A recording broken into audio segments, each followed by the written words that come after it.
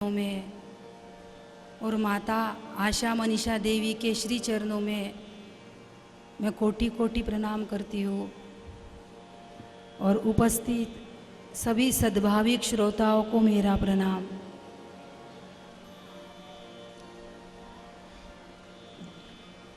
श्रीमन श्री गोस्वामी तुलसीदास जी बाबा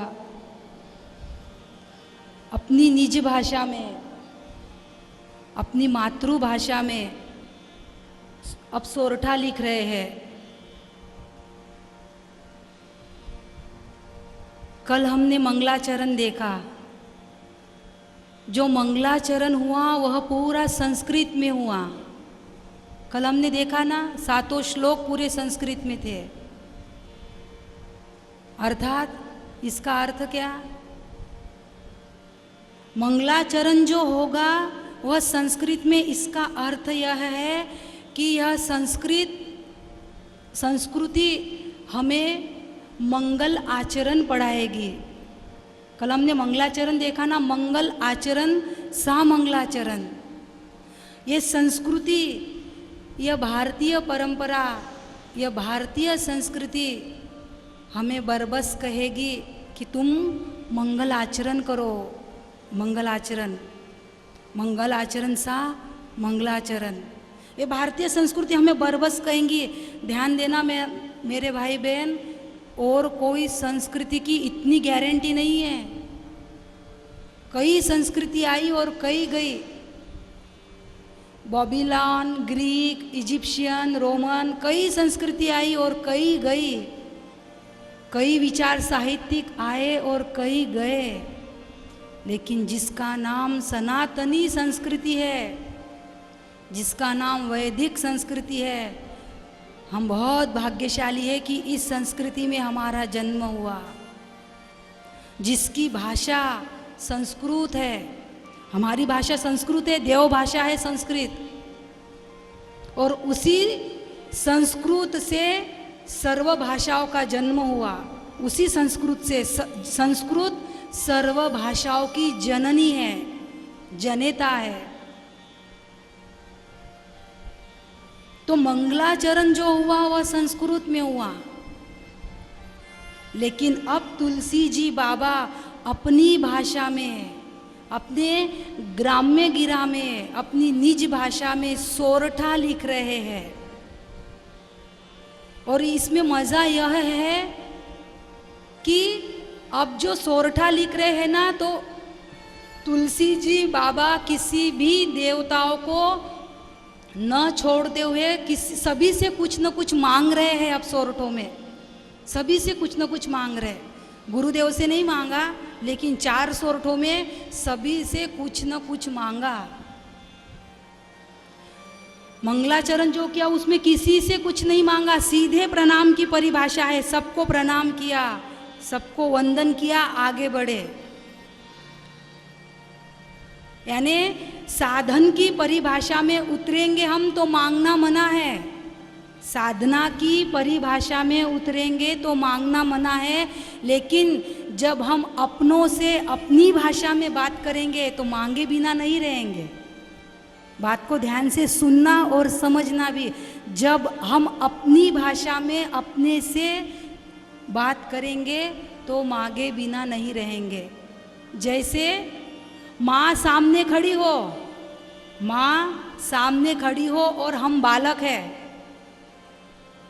तो हमें भूख नहीं लगेगी क्या? माँ सामने खड़ी है और हम बालक है तो हमें भूख लगेगी। माँ है लेकिन वो हमारी नहीं, हम बालक नहीं, उसके तो भूख नहीं लगेंगी। ध्यान देना इस बात को, कभी गौर नहीं किया तो गौर करना कि माँ है और हम बालक है, फिर हम बड़े भी हो गए, शादीशुदा भी हो गए, मूछ वाले भी हो गए, लेकिन हमें भूख लगेंगी यदि माँ सामने है तो।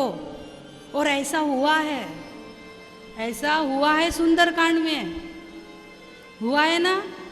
जब जानकी जी को हनुमान जी ने देखा, अशोक वाटिका में जानकी जी को हनुमान जी ने देखा, तो हनुमान जी ने क्या कहा? सुनहु मातु मोहि अतिशय भूखा, सुनहु मातु मोहि अतिशय भूखा, लागी देखी सुंदर फल रूखा। अब हनुमान जी तो बहुत बड़े हैं, लेकिन माँ है सामने तो भूख लग गई, भूख लग गई। माँ ने कहा हनुमान तू इतने दूर से आया, भूखा ही आया क्या? तो हनुमान जी ने कहा माँ जो मिला वो खाने वाला मिला, सुरसा मिली वो कहे खा जाओ, सिंह का मिली खा जाओ, आज सुरन मोहि दिन आहारा, लंकिनी मिली वो कहे खा जाओ, मोर आहार जहाँ लगी चोरा, जो मिला खाने वाला ही मिला, खिलाने वाला कोई नहीं मिला। आज माँ को सामने देखा इसलिए भूख लग गई, बोले माँ। और माँ होती भी वैसी है, ऐसी कळवळ्याची जाती करी लाभावी न प्रीति। माँ होती भी वैसी है, अंतर संबंध है, अंतर की भाषा जानने वाली होती है।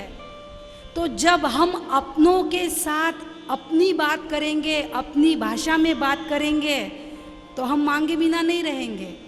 जब अपनी भाषा में हम उतर जाते हैं ना, तो मांगना और न मांगना इसका कोई बंधन नहीं होता। साधन की भाषा में उतरोगे तो बंधन है, साधना की परिभाषा में बंधन है, लेकिन जब अपनी भाषा में अपनों के सामने कोई बंधन नहीं है। जैसे कांटा हमें चुभा, कांटा हमारे पैर में चुभा, तो हम अपने हाथ से कहेंगे नहीं क्या कि ये हाथ चलो कांटा निकालने? कहेंगे नहीं क्या? कहेंगे ना। और यदि उसी समय कोई दूजा आया और उसने कहा लो भाई साहब मैं निकाल देता, तो हम उसे नहीं कहते, नहीं रहने दो भाई आप रहने दो मैं निकाल लूँगा। उसे क्यों नहीं कहते? उसका भी हाथ है, हमारा भी हाथ है, हाथ सगना तो एक ही है ना, हाथ सगने एक ही है, फिर हम उसे नहीं कहते। और अपने हाथ को तो हम विनंती करते हैं ना कि हाथ चलो कांटा निकालने चलो, अपने हाथ को तो आज्ञा देते हैं ना हम कि कांटा निकालो। हमने अपनों से मांगा तो कोई दोष नहीं, किसी और से मांगा तो दोष है। अपनों से मांगने में कोई बंधन नहीं, कोई दोष नहीं। बस ऐसे ही संस्कृत में जो मंगलाचरण हुआ सीधे प्रणाम की भरी भाषा है, लेकिन तुलसी जी बाबा अपने गिरा ग्राम्य में जो सोरठे लिख रहे हैं तो सबसे कुछ न कुछ मांग रहे हैं। और भक्ति में ये व्यवस्था है, पहले भक्ति सकाम, पहले भक्ति सकाम और बाद में निष्काम, ये भक्ति में व्यवस्था है। डरना मत कि कुछ मांगना ही नहीं है, निष्काम भक्ति करना है तो कैसे करे। पहले भक्ति सकाम, हम मांगे, भगवान के पास में जाना और मांगना, वह सबका पिता है। माम हवन्ते पितरो जंतो अहम दाशुषी विभजामि भोजनम, वह सबका पिता है, वह उसे कोई भी मांगता है जरूर मांगे, भक्ति की व्यवस्था है। जैसे बच्चे को हम स्कूल में डालते हैं, प्ले ग्रुप में डालते हैं ना, आजकल 2.5-3 साल का हुआ नहीं कि बच्चे को स्कूल में डालते हैं। इतनी दया आती है वो 3 साल के बच्चे को देख के, ऐसा लगता है अभी उसके खेलने के दिन है, उस पर क्यों उसके कंधे पे अभी से बोझा डाल रहे हो। लेकिन चलो ठीक है, आज का माहौल देखते हुए जो है वो है। आपको पता है कि जब राम जी स्कूल गए थे, पाठशाला गुरुगृह कब गए थे पता है? जब ही कुमार भय सब भ्राता, दीन जनेऊ गुरु पितु माता। कुमार हुए थे राम जी तब स्कूल में डाला था, गुरु गए। आजकल तो वो छोटे छोटे बच्चे, हम जब पढ़े थे ना अच्छा था, 6 साल के बिना एडमिशन ही नहीं होती थी, 6 साल तो खेलने मिला। आजकल बिल्कुल वो 2.5-3 साल के बच्चे जब प्ले ग्रुप में डालते हैं ना, उसको जाने की इच्छा होती क्या? अब जो माएँ बैठी है, जो माओं ने 3 साल के बच्चों को भेजा है, उनको पता होती है क्या उसकी जाने की इच्छा? नहीं होती ना। फिर उसको समझाना पड़ता, बेटा स्कूल में जाओ, वहाँ पे मिस तुम्हें चॉकलेट देंगी, वो झूले में झुलाएंगी, फिर वो घोड़े रहते, हाथी रहते, उस पर खेलने लगाएगी। उसको समझाना पड़ता ना पहले, ऐसे कैसे तो भी उसकी मानसिकता तैयार करना पड़ता और फिर स्कूल में भेजना पड़ता। बच्चा भी स्कूल में जाता है, देखता है, अरे हाँ मिस ने चॉकलेट भी दिया, खेलने के लिए भी मिला, टिफ़िन खाने के लिए भी मिला, सब मिला। अब हमें बताओ, इसका नाम पाठशाला है क्या? चॉकलेट खाना, झूले में झूलना, इसका नाम स्कूल है क्या? नहीं, इसका नाम स्कूल नहीं है। जब धीरे से वो पहली कक्षा में जाता है ना, जब फर्स्ट स्टैंडर्ड में, सेकंड में जाता है धीरे धीरे, तब पता चलता है कि छड़ी लागे छम छम, विद्या आवे घम घम। बस ऐसे ही भक्ति में होता है कि पहले भक्ति में जाओ, पहले भक्ति में जाओ, पहले भक्ति सकाम, पहले समझाना पड़ता कि जाओ, ये मांगो वो मांगो, और बाद में भक्ति निष्काम। भुक्तिम मुक्तिम च विंदति, पहले भोग भुक्ति फिर मुक्ति, भुक्तिम मुक्तिम च विंदति। लेकिन धीरे धीरे बाद में पता चलेगा। यहाँ सर दे के होते हैं सौदे, यहाँ सर दे के होते हैं सौदे। आशिकी इतनी सस्ती नहीं है, प्रेम की बात है पूरो, बंदगी तेरे बस की नहीं है। ये तो प्रेम की बात है पूरो, बंदगी तेरे बस की नहीं है।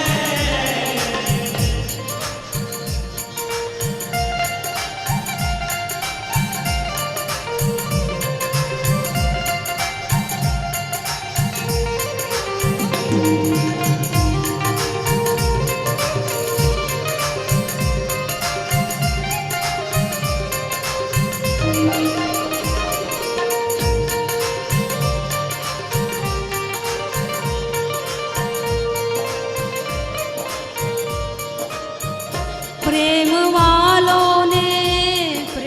वालों ने कब वक्त पूछा, उनकी पूजा में सुन ले ऊधो। प्रेम वालों ने कब वक्त पूछा, उनकी पूजा में सुन ले ऊधो। प्रेम वालों ने कभी वक्त पूछा है? कभी नहीं, कभी नहीं।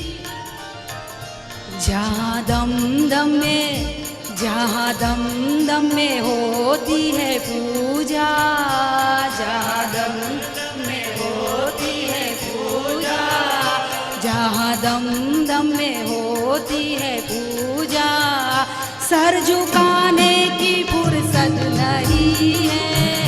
जहाँ दम दम में होती है पूजा, सर झुकाने की फुर्सत नहीं है। ये तो प्रेम की बात है ऊधो, बंदगी तेरे बस की नहीं है।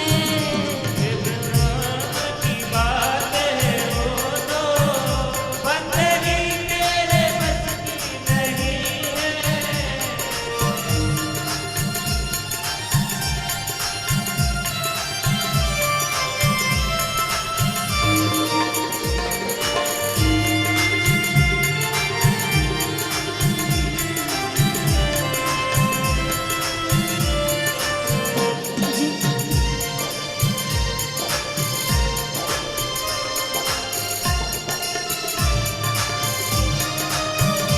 जिनकी नजरों में है शाम प्यारे,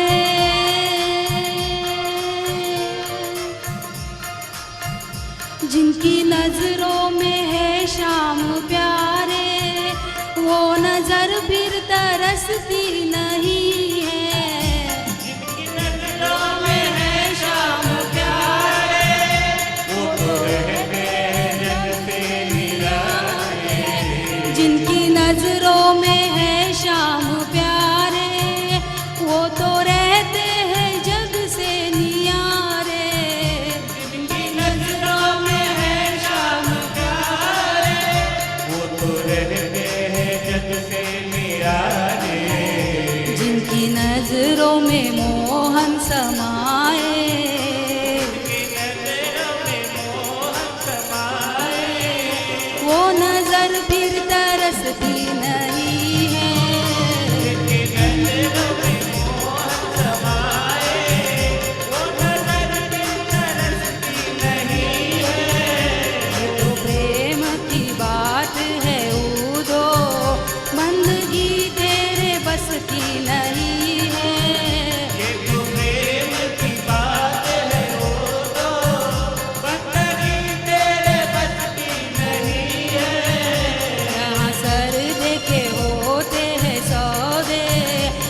आशिकी इतनी सस्ती नहीं है।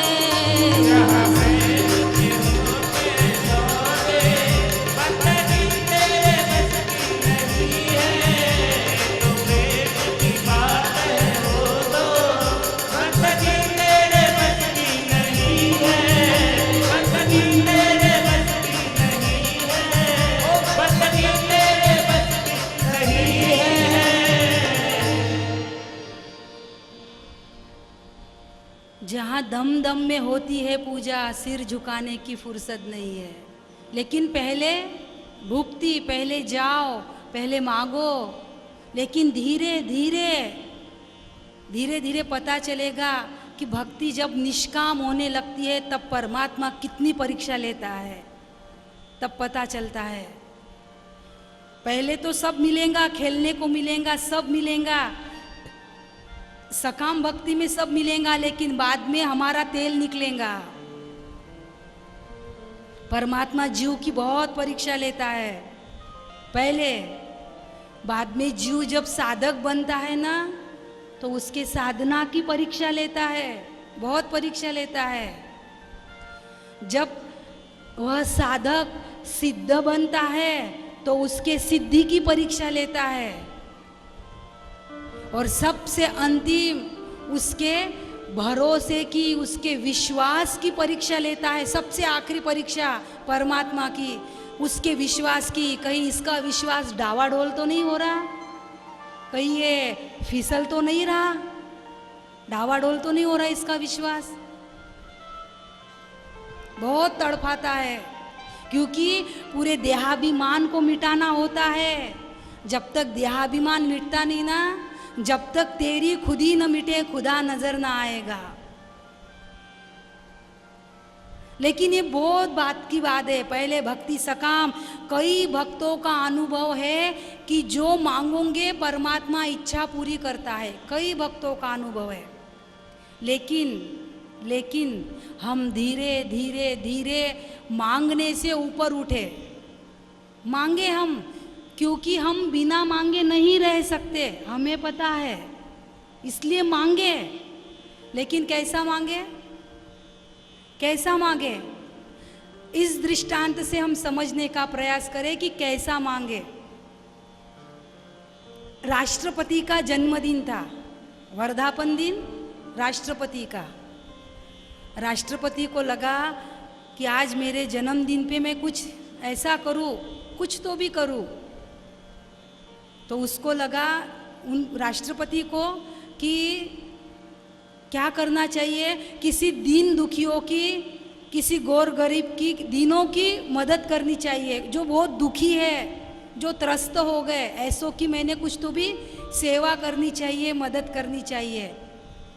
तो ऐसे लोग कहाँ मिलेंगे ज़्यादा? जेल में। जेल में ज़्यादा बड़े त्रस्त, बड़े ग्रसित लोग रहते हैं ना, दुखी, अपने परिवार से दूर। तो राष्ट्रपति आए जेल में। अब राष्ट्रपति आए तो जेलर है वो सब आगे पीछे सारा मजमा। तो राष्ट्रपति ने एक कैदी से पूछा, भाई तुम्हें किस चीज की कमी है, क्या चाहिए? तो एक वो कैदी ने कहा, राष्ट्रपति साहब भरपेट भोजन नहीं मिलता, भूखा ही रहना पड़ता है, हमारी थोड़ी और रोटी सब्जी है, थोड़ा बढ़ा दो ना। तो जेलर से कहा, भाई इसको पेट भर के रोटी देना। दूसरे कैदी से पूछा, वह बोले तबीयत ठीक नहीं रहती, बीपी, हार्ट, शुगर, ये बीमारियां तो कॉमन हो गई, तबीयत अच्छी नहीं रहती बोले। तो जेलर से कह दिया कि इसकी जो भी तबीयत खराब होगी इसके लिए सारी दवा की, डॉक्टर की व्यवस्था करो।